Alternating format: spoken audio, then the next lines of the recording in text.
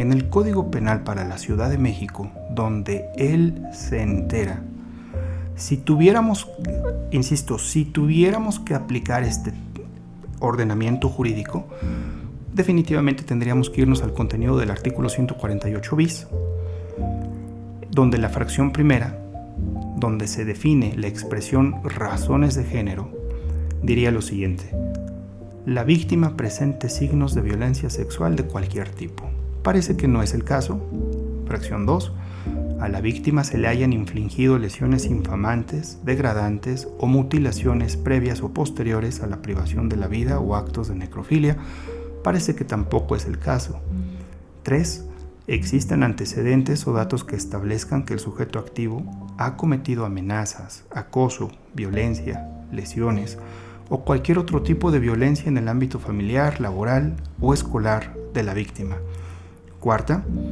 Haya existido entre el activo y la víctima una relación sentimental, afectiva, laboral, docente o de confianza. Dice relación sentimental. Ojo, porque ahí es donde debe brincarnos la alerta, ¿no? Entonces, esta hipótesis pudiera ser aplicable al caso si es que fuera el supuesto de aplicar el Código Penal de la Ciudad de México, donde él se enteró. Entonces, continuamos. Fracción 5. Exista o bien haya existido entre el activo y la víctima una relación de parentesco por consanguinidad o afinidad, de matrimonio, concubinato, sociedad de convivencia, noviazgo o cualquier otra relación de hecho o amistad, subordinación o superioridad. Dice noviazgo. Solamente que la primera, la cuarta, dice haya existido, en tanto que la siguiente dice exista. ¿Por cuál nos vamos? Si a mí me preguntas, seguramente yo diría, pues me voy por la quinta, porque habla en tiempo presente. A mí me parece que es más preciso. Existe una relación de noviazgo al tiempo de los hechos. Llevaban 5 años de novios, ¿no? Entonces haya existido personalmente no me hace match, no me hace clic. Y bueno, entonces yo me iría personalísimamente por la fracción quinta del artículo 148 bis del Código Penal de la Ciudad de México. Seguimos. Sexta. El cuerpo de la víctima sea expuesto, depositado o arrojado en un lugar público. Parece que tampoco entra en juego. Séptima. La víctima haya sido incomunicada, cualquiera que sea el tiempo previo a su fallecimiento.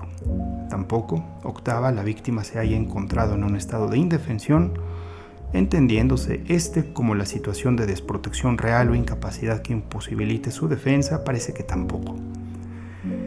Entonces, pues ya tendríamos una hipótesis muy específica. Antes de avanzar, quiero decirte que una norma penal general y abstracta se compone de tipo y punibilidad. Tipo y punibilidad. Esos son los dos componentes estructurales de la norma.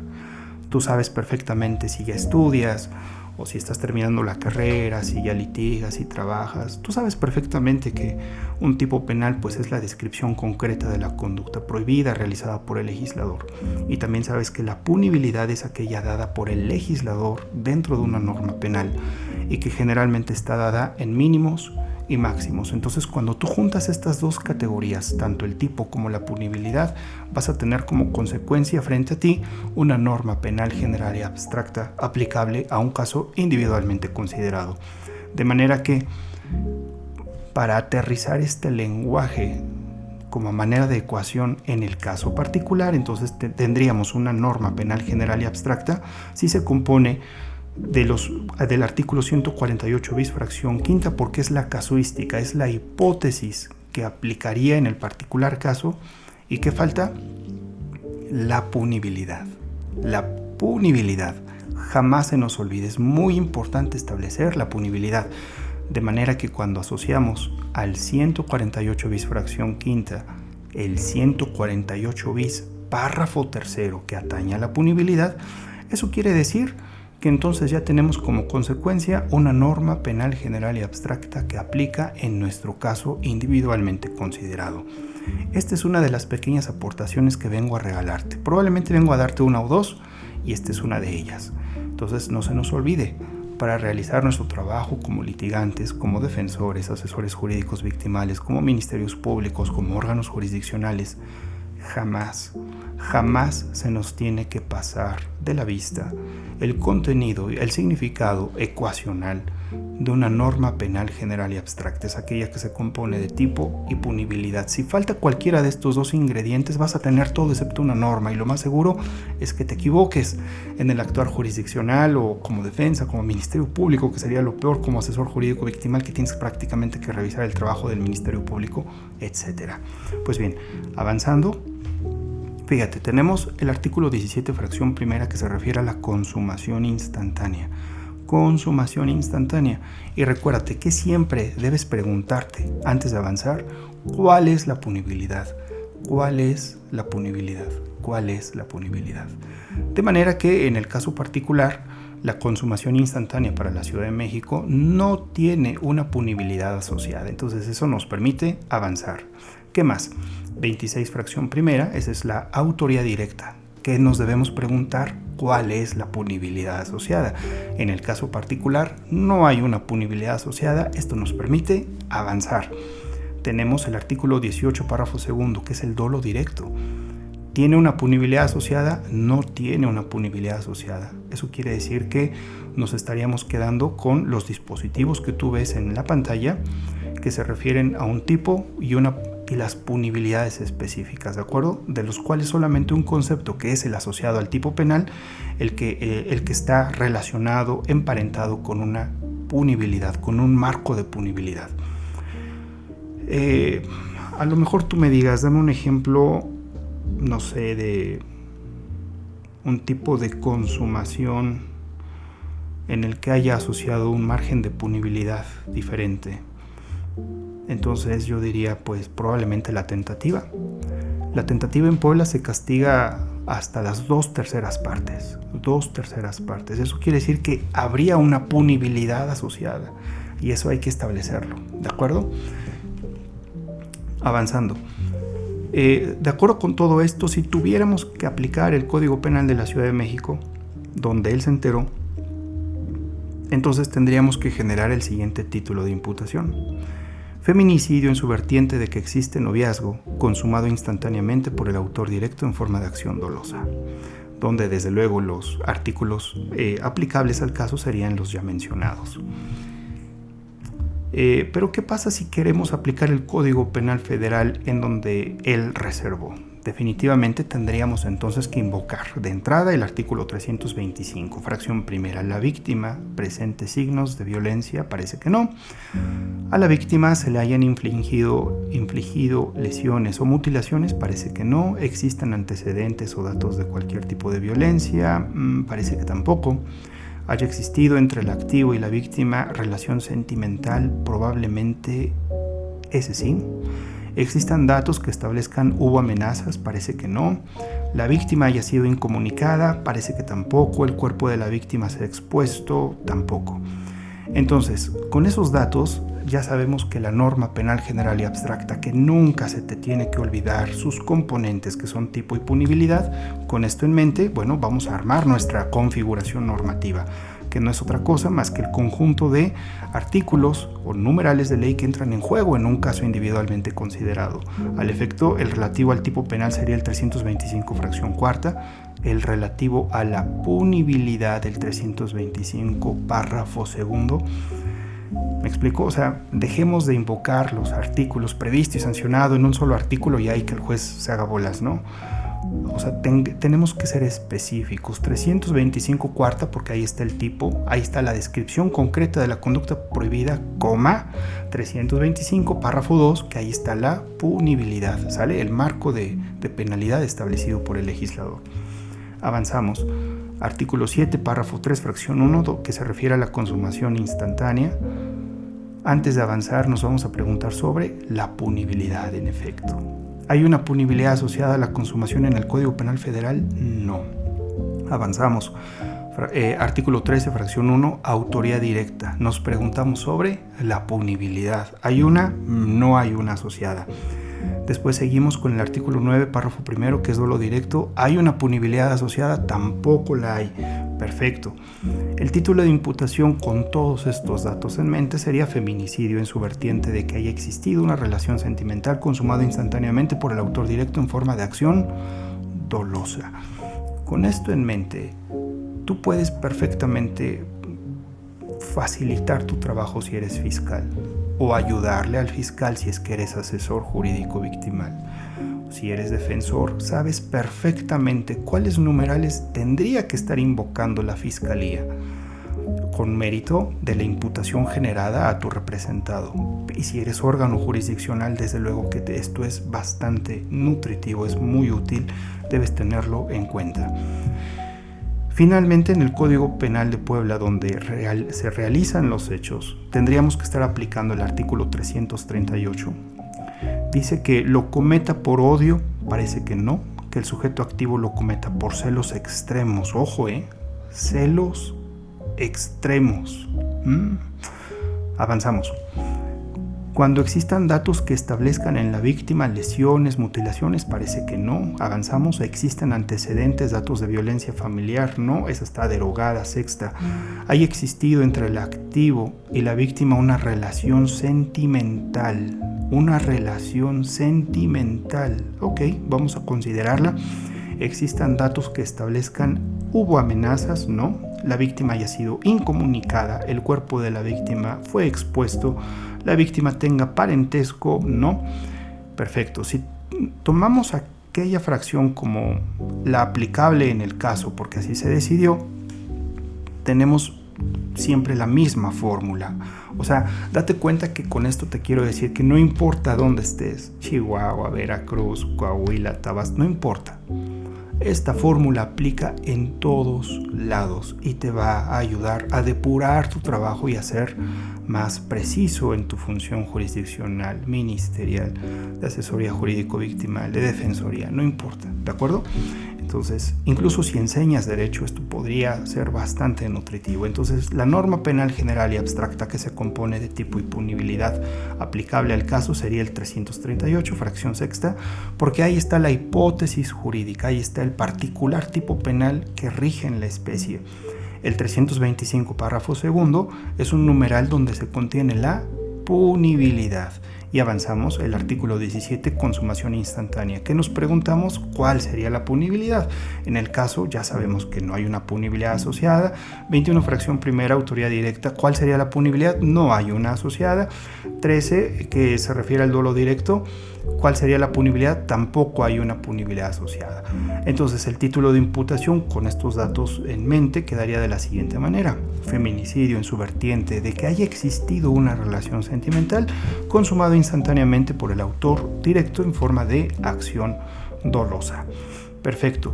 Y pues con estos datos ya podríamos tener un poquito más de idea de cómo operar, ¿no? De cómo operar sin que nos estemos extraviando tanto. Ya que hablamos de los tipos y de las hipótesis jurídicas, ahora vamos a hablar rapidísimo acerca de las punibilidades. Ya dijimos que la punibilidad es aquella establecida por el legislador en mínimos y máximos, y que estos parámetros se encuentran ubicados al interior de la ley penal.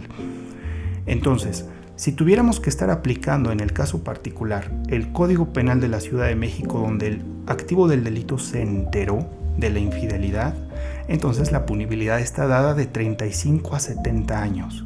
Fíjate, en el Código Penal Federal, en cambio, donde él reservó el hotel, entonces de 40 a 60. Y en el Código Penal de Puebla, en donde acontecen los hechos, se prevé una punibilidad de 40 a 60.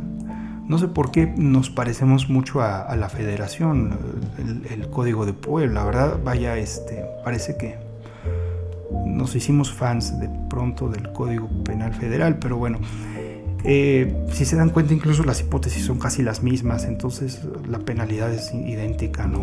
Pero bueno, si tú empiezas y estás estudiando, incluso si tienes dudas de esto te va a interesar bastante. Fíjate que el parámetro de reproche a nivel judicial se ve de la siguiente manera. Por favor, pon atención en esto. Mira, el legislador te provee de un mínimo y de un máximo. Ahora, ¿cómo le va a hacer el juez para situarse en cualquiera de estos puntos intermedios de esta escala? Te los voy a presentar, fíjate. Equidistante entre ellos dos está el punto medio. Equidistante entre el mínimo y el medio, y entre el medio y el máximo están los puntos equidistantes. Entre el mínimo y el equidistante está ligeramente superior al mínimo. Arriba del equidistante seguiría cercano al medio. Después del medio seguiría ligeramente superior al medio. Y adelante del equidistante entre el ligeramente superior y el máximo está el cercano al máximo, prácticamente. Entonces, esos son los grados de reproche, ¿no? Son los parámetros, los niveles de intensidad de la penalidad que puede estar estableciendo un juzgador. Entonces, si tú te preguntas cómo ubicar a nivel numérico todos estos puntos, entonces tendríamos que, digamos, ubicar la punibilidad en todos ellos. Fíjate, el mínimo y máximo pues ya están dados. Por ejemplo, en Código Penal de Puebla es de 40 a 60, o sea, ahí no hay ninguna duda. Pero para hablar del medio, tendríamos que estar sumando el mínimo más el máximo y dividirlo entre 2. Ese es el medio, ¿sale? Ahora, si queremos los equidistantes, tendríamos primero el mínimo más el medio entre 2 y obtenemos el punto equidistante entre ellos. Si queremos el otro, entonces es el medio más el máximo entre 2 y sacamos el nuevo equidistante. Si queremos esta otra categoría que está aquí adelantito, que es la ligeramente superior, entonces hay que sumar el mínimo y el equidistante entre 2 y ya nos da esa categoría. Luego equidistante entre el medio entre 2, equidistante más el medio entre 2 sería cercano al medio. Luego el medio más el equidistante entre 2 nos da el ligeramente superior al medio. Y finalmente el equidistante más el máximo entre 2 nos da el cercano al máximo. Todas esas operaciones matemáticas tiene que hacerlas el juzgador. Y entonces, con base en una serie de reglas que él ubica en el artículo 410 del Código Nacional de Procedimientos Penales, que son las reglas para individualizar la sanción, él estará estableciendo el grado de reproche, ya sea según el caso, en el primero, segundo, tercer, cuarto, quinto, sexto, séptimo, octavo, noveno grado, no sé, etcétera. ¿Me explico? Entonces, una vez que se hacen esas operaciones, quedan cuadros como el que te voy a mostrar. Si tomamos el primero como referencia, que es el Código Penal Federal, que va de 35 a 70, veríamos algo así. Fíjate, el mínimo ya sabemos que son 35 años, el máximo 70. Pero el medio son 52 años, 6 meses, 2 días. Y así sucesivamente. El equidistante son 43 años, 9 meses, 3 días. El otro equidistante 61 años, 3 meses, 1 día, etcétera, etcétera, etcétera. Ahora, respecto del Código Penal Federal, que va de 40 a 60 junto con el Código Penal de Puebla, que va con la misma punibilidad, quedaría de la siguiente manera. Fíjate, 40 al principio, 60 al final, en medio tenemos 50, y equidistante entre el mínimo y el medio tenemos 45, y el segundo equidistante es de 55. Solo por curiosidad, fíjate, si nos ponemos a comparar uno y otro, fíjate lo que pasa. ¿Cuál sería el más benéfico? ¿Cuál sería el más benéfico? ¿El que empieza en 35 y acaba en 70? ¿O el que empieza en 40 y acaba en 60? ¿Tú qué opinas? ¿Cuál es el más benéfico? Fíjate, si nos vamos a las mínimas, ahí tenemos que 35 es mayormente benéfico que 40. 39 también lo es respecto de 42 y 43 también lo es respecto de 45. No hay duda de que esas categorías son benéficas. Digamos que los 3 primeros grados de culpabilidad son benéficos en la legislación de la Ciudad de México. Pero en todas las demás son mayormente benéficas en el Estado de Puebla y en el Código Penal Federal. No sé si lo habías notado. Entonces, es un dato curioso que yo dejo para ti. Si estuviésemos hablando entonces de temas mayormente perjudiciales, bueno, estaríamos hablando del Código Penal de Puebla, mayormente benéficos del Código Penal de Puebla junto con el Código Penal Federal. Y si estuviéramos hablando de la otra categoría, pues definitivamente sería el Código Penal de la Ciudad de México, que va de 35 a 70. Bueno, eso lo dejo nada más así en tu escritorio para que tú seas un poquito más curioso y también te pongas a hacer este tipo de gráficas y puedas observar cómo se mueven las punibilidades respecto de las demás entidades federativas. Y bueno, vamos rapidísimo. Si tuviéramos entonces que aplicar el Código Penal de la Ciudad de México, ya para terminar, Código Penal de la Ciudad de México, donde él se entera, nosotros ya tenemos el conjunto de artículos que entran en juego. Todos ellos son la norma penal general y abstracta. Si tú quieres decirle configuración normativa, está bien. Pero todos ellos hablan del tipo y de la punibilidad. También tenemos por otro lado el título de imputación, que es muy importante manejarlo. Y si te diste cuenta, el título de imputación siempre va a respetar estos elementos de la clasificación jurídica que se prevén en el artículo 141, párrafo segundo, en el 335 y en el 406 del CNPP, que es tipo penal, grado de ejecución, forma de intervención y naturaleza dolosa o culposa de la conducta. De ahí sale el título de imputación. Y también tú sabes que 35 a 70 constituye el margen de punibilidad. Entonces, teniendo estos tres ingredientes a la mano en cualquiera de los asuntos, difícilmente podrías equivocarte, porque ya tienes un parteaguas, ya tienes un parámetro, sabes hacia dónde marchar, no vas a perderte. Lo mismo respecto del Código Penal Federal, donde él reservó. Ya tenemos el conjunto de numerales que entran en juego. Si tú quieres decirle clasificación normativa, configuración normativa, está bien. Eso es la norma penal general y abstracta. Es el primero de los ingredientes que debes tener en cuenta.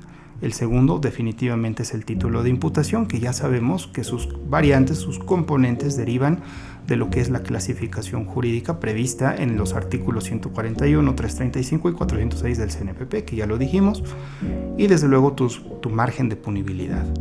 Esas son las tres fichas que siempre debes tener en la mesa, y es prácticamente lo que vine a decirte.